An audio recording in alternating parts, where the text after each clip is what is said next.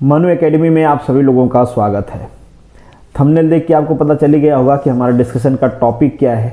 और जब से GSECL ने आप लोगों के मेल की वजह से अपना एग्ज़ाम रीशेड्यूल किया था, हालांकि बाद में उनका एग्ज़ाम ही कैंसिल हो गया GR की वजह से, बट जब से उन्होंने रीशेड्यूल किया था तब से थोड़ा सा आपका कॉन्फिडेंस भी बिल्डअप हो गया था कि हम लोग अगर यूनाइट होकर कुछ करते हैं तो पॉसिबिलिटी है चीज़ें चेंज हो सकती हैं।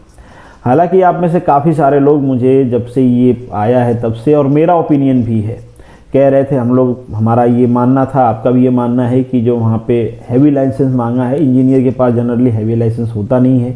हैवी लाइसेंस के साथ साथ उन्होंने 2 साल पुराना मांगा हुआ है, वो डेफिनेटली नहीं होता है। बहुत कम लोग इस क्राइटेरिया को फुलफ़िल कर रहे होंगे। तो आप लोगों का मन था कि हमें इस पर एफर्ट लगाना चाहिए, ये जो थोड़ा क्राइटेरिया इसको रिलैक्स होना चाहिए, या तो हैवी लाइसेंस का हटना चाहिए, या तो मांग ही रहे तो ठीक है, जब अपॉइंटमेंट होगा जैसे GPSC मांगता है उस टाइम पे ले लेंगे। हालांकि GPSC तो LMB ही मांगता है, यहाँ पे हैवी मांगा गया, वो भी 2 साल पुराना मांगा गया है। तो इस क्राइटेरिया पर हमें कुछ करना चाहिए। तो आज इस वीडियो में मैं इसका जो 2 पर्सपेक्टिव है वो आपको समझाने की कोशिश करूँगा। 2 पर्सपेक्टिव दोनों हमको इसलिए समझना है क्योंकि मैं आपको झूठी सांत्वना नहीं देना चाहता कि जैसे डेट चेंज हुआ वैसे ये भी चेंज हो जाएगा। देखो, डेट चेंज करना बहुत ही आसान था और बहुत ही जेन्युइन मैटर था आपका, इसलिए वो उनको करना था। अगर आपका प्रेशर बनता तो डेफिनेटली करना ही था उनको। यहाँ पे थोड़ा सा डिफ़िकल्टी है। डिफ़िकल्टी क्या है वो भी हम समझेंगे, और ये भी समझेंगे कि क्यों पॉसिबल है होना। तो पहले पॉजिटिव चीज़ें समझते हैं कि क्यों पॉसिबल है होना। तो पॉसिबल इसलिए है क्योंकि ये जो रूल है ना, ये काफ़ी टाइम पुराना रूल है, बहुत पहले के ये रूल बनाए हुए हैं। और तब रूल इसलिए बनाया गया क्योंकि उस समय जो बड़ी गाड़ियां होती हैं उनको ड्राइव करने के लिए मिलते नहीं थे, गवर्नमेंट एम्प्लॉय होते नहीं थे, और जो होते थे वो पढ़े लिखे नहीं होते थे। और उस टाइम पे जो हैवी ड्राइविंग लाइसेंस बनाने का क्राइटेरिया था, उस समय एजुकेशन भी इम्पोर्टेंट थी, कुछ दूसरी ट्रेनिंग की रिक्वायरमेंट थी, और पैसे इतने थे नहीं तो लोग आते नहीं थे। तो एक तरह से ये कहा गया कि ठीक है, जो ऑफिसर रैंक पे जो लोग आ रहे हैं उन्हीं से हैवी ड्राइविंग लाइसेंस मांग लो, और वही सीख के आएंगे और वही चलाएंगे अगर ज़रूरत पड़ती है तो। ऐसा नहीं कि आपसे गाड़ियाँ चलवाई जाती थी, अगर इन शॉर्ट कभी इमरजेंसी में ज़रूरत पड़ी तो ठीक है, आपके पास सारी क्राइटेरिया है, आप चला सकते हो, तो आपको यूज़ में लिया जाएगा। आज सिनेरियो चेंज हो चुका है, आज उसकी ज़रूरत नहीं है। मैं ये चीज़ें इसलिए भी कह रहा हूँ क्योंकि सेंट्रल गवर्नमेंट ने एक नोटिफिकेशन निकाल के कहा कि अब जितना भी ट्रांसपोर्ट डिपार्टमेंट का रिक्रूटमेंट है, अगर वो ड्राइवर का रिक्रूटमेंट नहीं है तो बाकी जो रिक्रूटमेंट हैं जहाँ पे हैवी ड्राइविंग लाइसेंस मांगा जाता है, अब उसकी ज़रूरत नहीं है।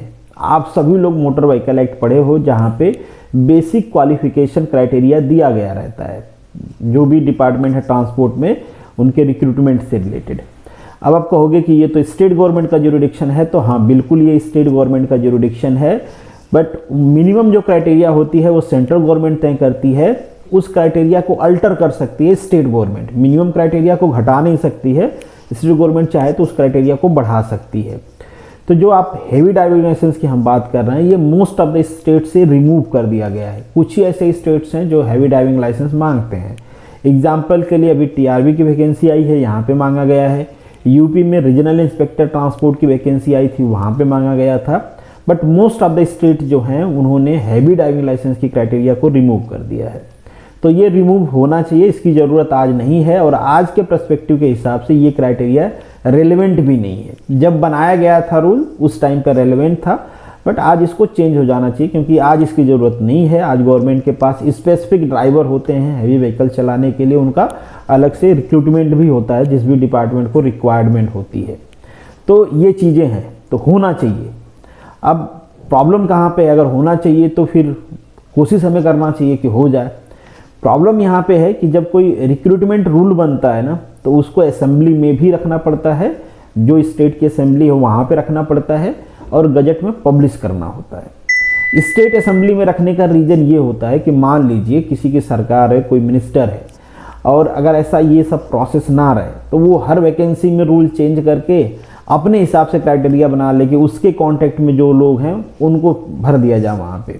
ये प्रॉब्लम ना हो इसलिए ये रूल बनाया जाता है, तो उसको गजट में पब्लिश करना पड़ता है, राज्यपाल की अप्रूवल चाहिए होती है, और असेंबली में रखना पड़ता है। उसके बाद राज्यपाल के पास भेजा जाता है, उसके बाद वहाँ से अप्रूवल आता है, तो ये पूरी क्राइटेरिया फाइनलाइज होती है, ताकि मतलब ऐसा ना हो कि आसानी से कोई रूल बना के अपने लोगों को गवर्नमेंट जॉब दे रहा है। लोगों को पता चलना चाहिए, क्योंकि असेंबली में अपोजिशन भी होता है, दूसरे लोग भी होते हैं, प्रेस वाले भी होते हैं, वो बाहर आएगा, रिकॉर्ड किया जाता है वहाँ पे, तो चीज़ें थोड़ी फेयर हों इसलिए ये चीज़ें किया गया है। तो ये आप समझ लो कि अगर आप इसके लिए एफर्ट लगाते हो तो ये एफर्ट इतना आसान नहीं होगा जैसे कि GSECL का डेट चेंज करना था, क्योंकि यहाँ पे फिर से गजट में लिखना होगा, दुनिया भर की जो प्रोसेसिंग होती है वो करनी पड़ेगी, असेंबली वाला प्रॉब्लम है, गवर्नमेंट जो गवर्नर हैं स्टेट के वहाँ पे जाएगा, तो ये सारे प्रोसेस हैं। अब ये करना कौन चाहेगा? मतलब ठीक है रिक्रूटमेंट रूल बना हुआ है, आपके पास नहीं है, ये आपका प्रॉब्लम है, उनका प्रॉब्लम तो है नहीं। मान लो कुछ ही लोगों के पास है तो उनको तो जितना चाहिए अगर उतना मिल रहे हैं तो फिर वो क्यों बनाएंगे? वो तभी बनाएंगे जब आप इसके लिए जेन्युइनली एफर्ट करोगे। मैं ऐसा बिल्कुल कह रहा हूँ कि ये पॉसिबल है, कोई चीज़ ऐसा है नहीं कि नहीं हो सकती है, इतना सारे चीज़ें हैं बट फिर भी पॉसिबल है। इसका एक पॉजिटिव ये भी है कि गुजरात में आने वाले हैं इलेक्शन, अगर हम लोग सब लोग मिल के एफर्ट लगाते हैं तो बिल्कुल पॉसिबिलिटी है कि ये रूल रिलैक्स कर दिया जाएगा। चेंज होगा नहीं होगा वॉट एवर दैट, बट इसमें एक सेपरेट गजट निकाल के इसको रिलैक्स किया जा सकता है कि ठीक है जब अपॉइंटमेंट होगी या उस टाइम पे, या फिर आपको अलग से इसके लिए ट्रेनिंग देके वो ड्राइविंग लाइसेंस खुद ही दिलवा देंगे। कई सारे जगह ऐसा है रिक्वायरमेंट होती है तो वो क्या करते हैं ट्रेनिंग के टाइम पे आपको इसकी ट्रेनिंग भी देते हैं और ड्राइविंग लाइसेंस खुद ही दिलवा देते हैं। एग्जाम्पल के लिए आपका ट्रांसपोर्ट डिपार्टमेंट है ही, जहाँ पे हैवी ड्राइविंग लाइसेंस का आपको अलग से लाइसेंस मिलता है बाद में जब आप ज्वाइनिंग कर लेते हो उसके बाद में।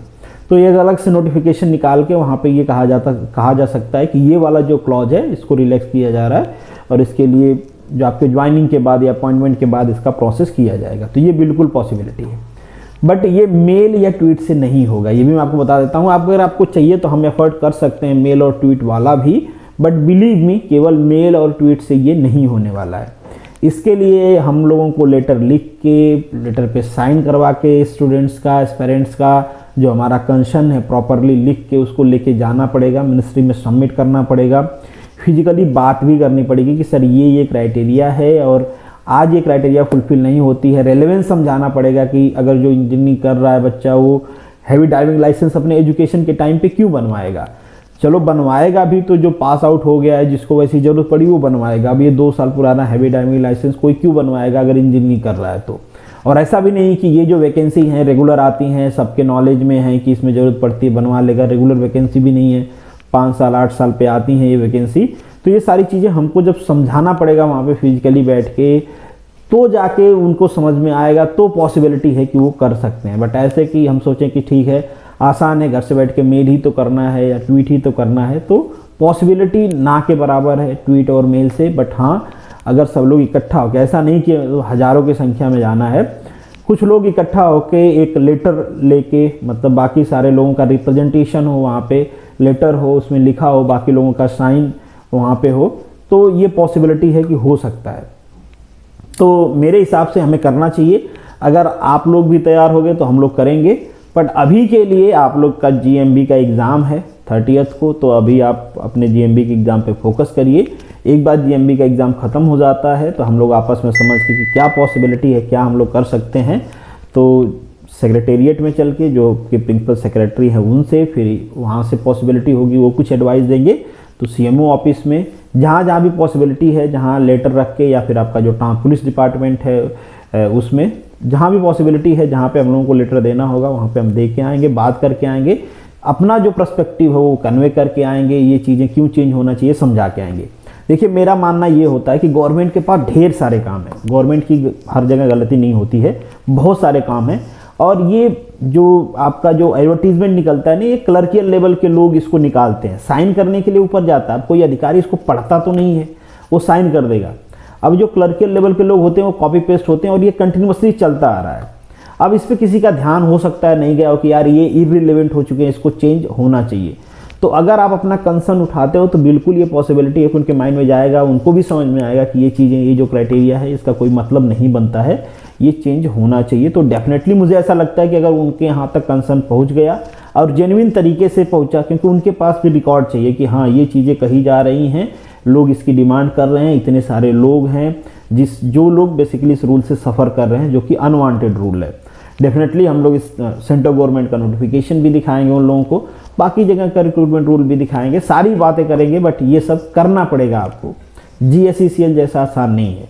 यहाँ पे थोड़ा सा जेन्युइन एफर्ट चाहिए और ज़्यादा एफर्ट चाहिए। तो अगर आप लोग तैयार रहोगे तो बिल्कुल चला जाएगा, बात किया जाएगा और ढंग से हम लोग अपने आप को रिप्रेजेंट कर पाएंगे। तो बिल्कुल पॉसिबिलिटी है कि इसको रिलैक्स कर दिया जाएगा या तो रिमूव भी किया जाएगा। रिमूव करने का थोड़ा सा ये है कि उसके लिए पूरा रिक्रूटमेंट रूल चेंज करना पड़ेगा। रिलैक्स करने की पॉसिबिलिटी है कि उसके लिए एक अलग से नोटिफिकेशन निकाल के उस रूल को बेसिकली रिलैक्स कर सकते हैं। तो चांसेज है आप लोग करेंगे, हम लोग मिल के करेंगे आपके GMB एग्ज़ाम के बाद। तो चलिए, जय हिंद।